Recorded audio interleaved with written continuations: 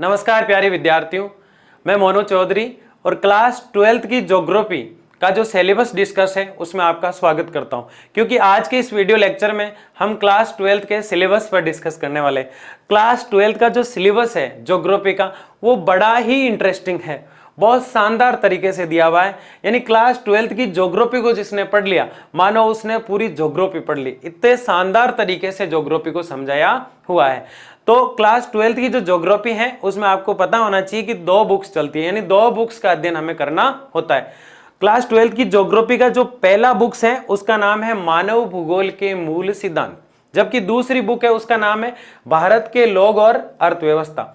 तो एक बुक जो मूल सिद्धांत है मानव भूगोल के, वो तो हमें पूरे वर्ल्ड के दर्शन कराती है, पूरे विश्व के दर्शन कराती है, जबकि दूसरी बुक है जो भारत के लोग और अर्थव्यवस्था, वो सिर्फ और सिर्फ किसकी बात करती है, भारत की बात करती है। तो ये 2 बुकें आपके चलती है। इससे पहले आपने लास्ट ईयर क्लास 12th में जो है भौतिक भूगोल के मूल सिद्धांत और भारत का पर्यावरण पढ़ा था, तो वो बुक्स भी आपने अगर अच्छे से पढ़ रखी है तो उनका काफी फायदा आपको कहाँ मिलने वाला है, क्लास 12th की ज्योग्राफी में। तो शुरू करते हैं इस चर्चा को और समझते हैं कि कौन कौन से चैप्टर में किस प्रकार से आपको अध्ययन करना है। टोटल आपके 22 यानी 22 चैप्टर है। एक जो मानव भूगोल के मूल सिद्धांत है उसके अंदर आपके 10 चैप्टर है और दूसरा भारत के लोग और अर्थव्यवस्था है उसके अंदर आपके 12 चैप्टर है। तो एक एक चैप्टर को हम देखेंगे किस चैप्टर को कैसे पढ़ना है और क्या करना है। तो चलिए शुरू करते हैं। पहली जो बुक है मानव भूगोल के मूल सिद्धांत, इसकी इकाई फर्स्ट जो है उसका चैप्टर पहला मानव भूगोल प्रकृति एवं विशेष क्षेत्र, यानी इसके अंदर हम देखेंगे कि मानव भूगोल की प्रकृति क्या है और उसका विशेष क्षेत्र क्या है। यानी मानव भूगोल जो है उसका विशेष क्षेत्र क्या है और प्रकृति यानी वो कहां से शुरू हुई। यानी भूगोल के बारे में बेसिक इंट्रोडक्शन, भूगोल का सामान्य परिचय जो है कौन सा लेसन कराता है, मानव भूगोल की प्रकृति एवं विशेष क्षेत्र। तो ये पहला चैप्टर है। इकाई 2 यानी इकाई दूसरी जो है वो जनसंख्या के बारे में बताइए, पूरी तरह से ये जनसंख्या के आसपास घूमेगी। इकाई 2 का जो लेसन है दूसरा, वो कह रहा है विश्व जनसंख्या, वितरण, घनत्व और वृद्धि। इन 3 चीजों का अध्ययन करेंगे दूसरे वाले चैप्टर में।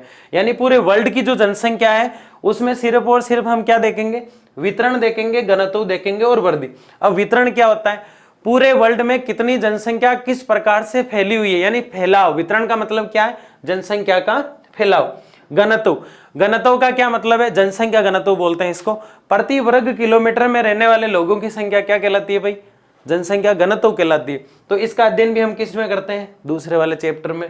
वृद्धि यानी कि प्रति 10 वर्ष में हम जनसंख्या की जनगणना करते हैं तो किस क्षेत्र में कितने लोग बढ़े हैं, किस क्षेत्र का क्या आंकड़ा आया है, उसका अध्ययन हम किस में करेंगे, जनसंख्या वृद्धि, जो हमारा दूसरा चैप्टर है। यानी कि दूसरे चैप्टर में जनसंख्या वितरण, जनसंख्या घनत्व और जनसंख्या वृद्धि, वितरण, घनत्व और वृद्धि का अध्ययन करते हैं हम दूसरे चैप्टर में। तीसरा चैप्टर क्या करता है, तीसरा चैप्टर जनसंख्या का संगठन। अगर मैं यूं कहूं कि इसके अंदर जो छूट गया जनसंख्या से रिलेटेड उसको कौन कवर कर लेता है, जनसंख्या संगठन वाला चैप्टर तीसरा। जनसंख्या संगठन वाले लेसन में हम पढ़ते हैं कि जनसंख्या संगठन जो है वो सबसे पहले लिंगानुपात का अध्ययन करता है। उसके बाद लोगों का व्यवसाय क्या है, व्यवसायिक संगठन पढ़ेंगे इसके अंदर। उसके बाद आयु संरचना जो होती है, यानी छोटे बच्चे कितने हैं, युवा व्यक्ति कितने हैं, बूढ़े वृद्ध जो व्यक्ति होते हैं वो कितने।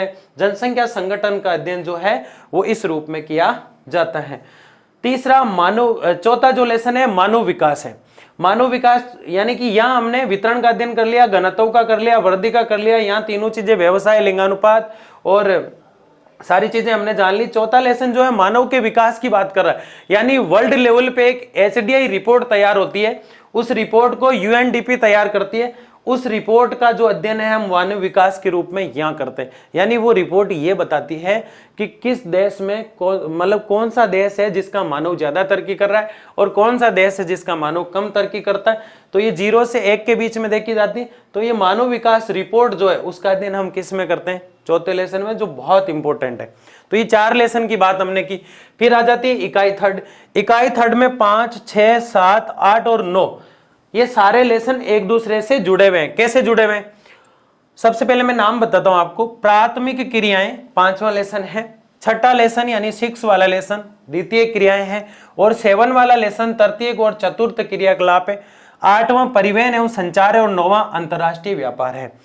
अब एक कोई व्यक्ति खेती करता है तो खेती की चर्चा यानी खेती और चर्चा, या मछली पकड़ता है या लकड़ी काटता है या फूलों को इकट्ठा करता है, उसको कहते हैं प्राथमिक व्यवसाय या प्राथमिक क्रिया। जैसे मान लो कि यहाँ कोई व्यक्ति है, प्राथमिक क्रिया में हम पढ़ते हैं यानी 5वें लेसन में, कोई व्यक्ति है और उसने खेत में गेहूं उगाए हैं, गेहूं की फसल बोई है उसने, उसका अध्ययन होगा प्राथमिक क्रिया में।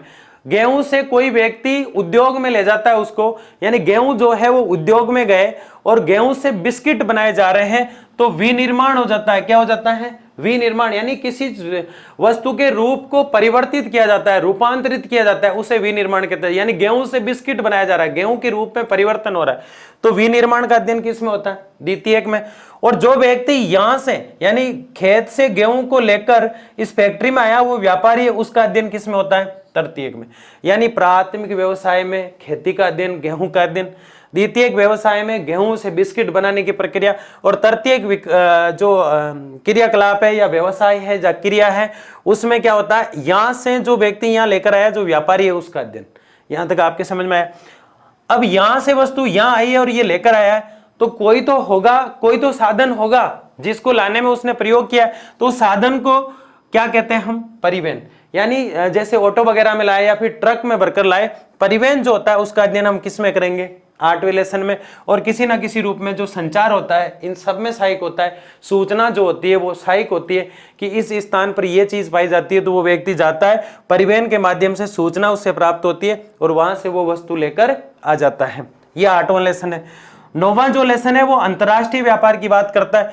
यानी कुछ व्यवसाय जो ऐसे होते हैं, जैसे सूती कपड़ा, सूती वस्त्र उद्योग आदि चीजें ऐसी होती है जिनका हम इंटरनेशनल लेवल पर निर्यात करते हैं, बाहर से भी कुछ चीजों का हम आयात करते हैं। तो अंतरराष्ट्रीय व्यापार जो है उसका अध्ययन हम किस में करते हैं? 9वें लेसन में।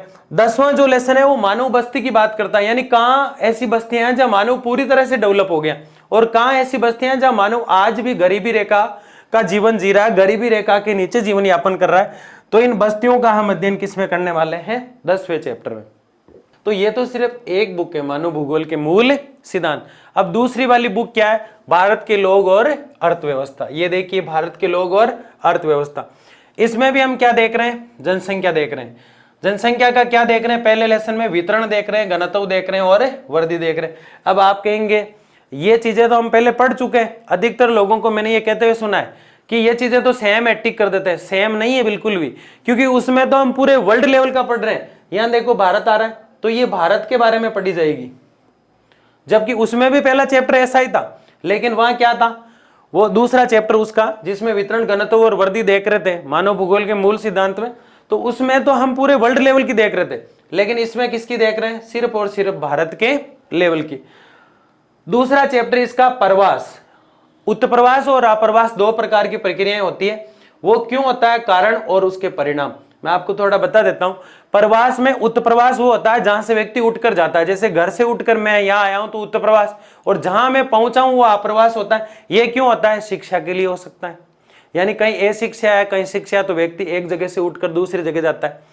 ये रोजगार के लिए हो सकता है, ये चिकित्सा के लिए हो सकता है, जैसे गांव के दूर दराज में आप रहते हैं और किसी कारण बुखार वगैरह आ जाए या कोई समस्या हो जाए फिजिकल बॉडी में, तो एक ही स्थान से उठकर उत्प्रवास करके वहां पहुंचते हैं जहां चिकित्सा सुविधाएं, तो वहां अप्रवास हुआ। उसका कारण क्या है? कुछ भी हो सकता है, शिक्षा नहीं मिल रही है, बेरोजगारी है या बीमार है। परिणाम क्या आते हैं? परिणाम एक स्थान पर तो जनसंख्या ज्यादा बढ़ जाती है और एक स्थान पर कम हो जाती है। तो प्रवास, प्रकार, कारण और परिणाम की चर्चा हम किस में करते हैं? दूसरे स्थान पर।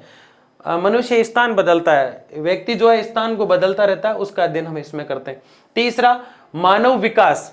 मानव विकास की बात हमने पहले भी की थी, उसमें तो हम पूरे वर्ल्ड की बात कर रहे थे कि कौन सा देश क्या स्थान रखता है। इसमें भारत ने जो स्थान रखा वो अच्छा रखा, तो क्यों रखा, उसको और अच्छा कैसे बनाया जा सकता है पूरे वर्ल्ड में मानव विकास में, और उसमें कोई कमी रही तो वो कैसे रही। वैसे मानव विकास रिपोर्ट में भारत जो है वो 100 से भी काफी ऊपर है, मतलब स्थिति जो है मानव विकास में खराब है भारत की।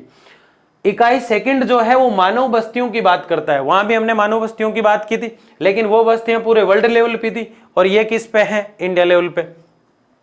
इकाई थर्ड जो है भू संसाधन और कृषि की बात करती है। किसकी बात करती है? भारत के अंदर कृषियों के प्रकार बताएगी। रोपण कृषि क्या होती है, मिश्रित कृषि क्या होती है, ढेर सारी कृषियों के ट्रक कृषि क्या होती है, फार्मिंग कृषि क्या होती है।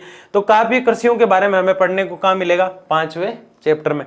जल संसाधन में हम देखेंगे कि कूप की जो सिंचाई होती है वो क्या होती है, आदि सिंचाई। जल संसाधन के अंदर सिंचाई के प्रकारों को हम पढ़ेंगे, कहाँ देश में किस प्रकार की सिंचाई होती है, इसका अध्ययन करेंगे।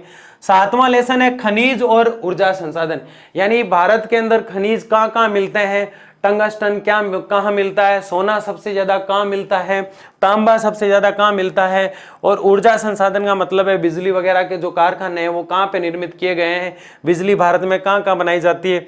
खनिज और ऊर्जा संसाधन में हम इन चीजों की बात करेंगे। 8वां जो लेसन है वो निर्माण उद्योग की बात करते हैं। किसकी बात करता है? निर्माण उद्योग की, यानी कहाँ कौन सी वस्तु बनती है, दरियां कहाँ बनती है, पर्दे कहाँ बनते हैं, कांच कहाँ बनती है, टेबल्स के लिए कौन सा क्षेत्र जाना जाता है, ये सारी चीजें जो निर्माण उद्योग है वो किसमें आता है? 8वें लेसन में।